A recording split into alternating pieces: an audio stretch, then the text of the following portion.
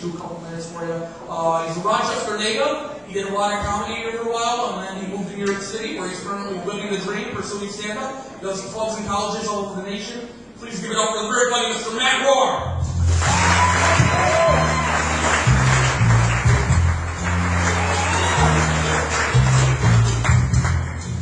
Hey everybody! How's it going here tonight? Saturday night. How are you? You're excellent. Okay, cool. Me too. So here's some big news. I am about to get my first tattoo. That's exciting. I'm going to get one of those tattoos on my lower back because I think they are very sexy. Mine will say, "You can read this. Please do not break me." Or a butterfly. So this is weird. One time I was in a men's room and I saw this guy using his cell phone. And normally I think that guy's being rude, but this time I thought that guy's taking a picture of me peeing.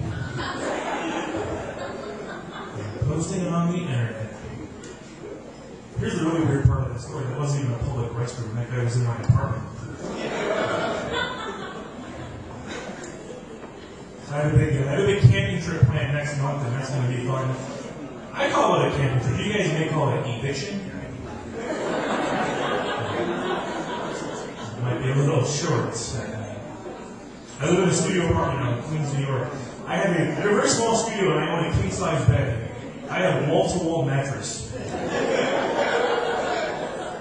When people come to visit, I tell them, take off your shoes, put on your pajamas. Slide on in. It's convenient because I never need to clean the carpets, I just change the sheets. I like renting, I like paying rent because that's the one time a month I get to feel like a big shot. I'll write the check and I pretend I'm signing an autograph for one of my fans. I don't hand it to my landlord and I tell him, you better hang on to that, it'll be worth something one day. He's like, why, are you about to get your big break? No, just hang on to it until like Wednesday.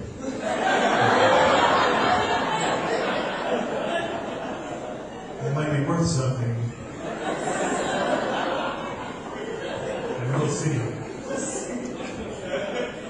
know, you write a check out in the corners of the memo line, and you can just write whatever you want, and it doesn't affect the value of the check at all. I like to write funny things, like I write my rent check, monkey sex. Give that to the landlord. End of the month, I get the statement back of all my return checks and all the things I didn't really buy, like, oh, gas company. Thanks for the hookers and beer. Everybody thinks it's hysterical, except for my sister. My nephew had his birthday, wrote, little Timmy, $10, cocaine.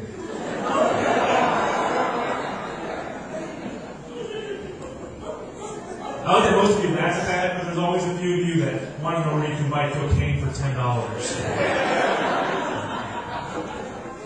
Call Timmy. So I am a college graduate. I just earned my degree in 2006, very exciting. Shortly after I enrolled in 1993. I was surprisingly a pretty good student. I had a 4.0 if you add all 13 years together.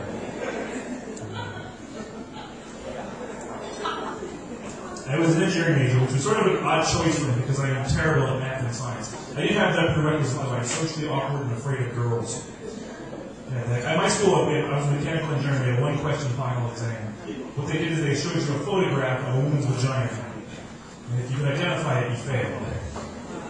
Not an engineer. I don't know why I said woman's vagina, because it really is. It's sort of redundant, I guess.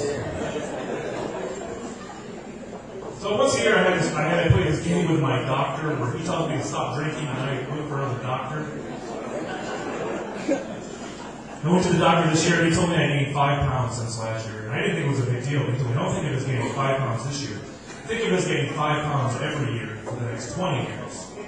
When you put it that way, it's pretty shocking that my doctor thinks I'm going to live another 20 years.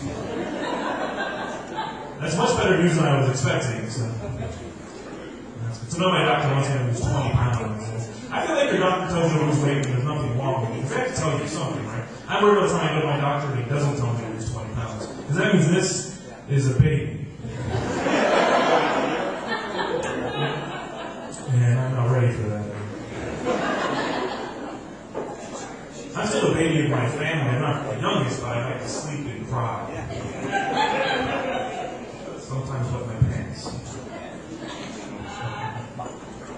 So I joined the gym, and I quit immediately after I found they wanted me to exercise. I was over there just there to watch cable and steal some towels. I'm a lazy guy. I'm kind of lazy. You couldn't tell. I hate shopping for clothes. Whenever you look for clothes, you look at a catalog or in a magazine, you always see advertising for clothing. It's always these guys, they're rock climbing or they're sailing or they're doing something that I'm probably never going to do. If I want to spend my money on an outfit, I need to see it in a situation that's more realistic for me. Like I want to see that shirt against my futon covered with Doritos. Or I need to see those khakis in front of my laptop around my ankles.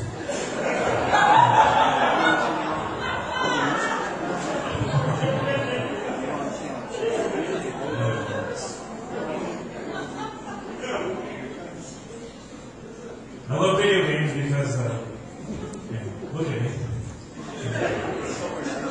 When I grew up in the 80s, then video games were all these silly cartoons, and they were almost like Pac-Man and Donkey Kong and Mario. Now video games are full of drug dealers and degenerates and guys that steal cars and assault women. That's the last time I played NBA Live. Thank you guys very much for a great audience.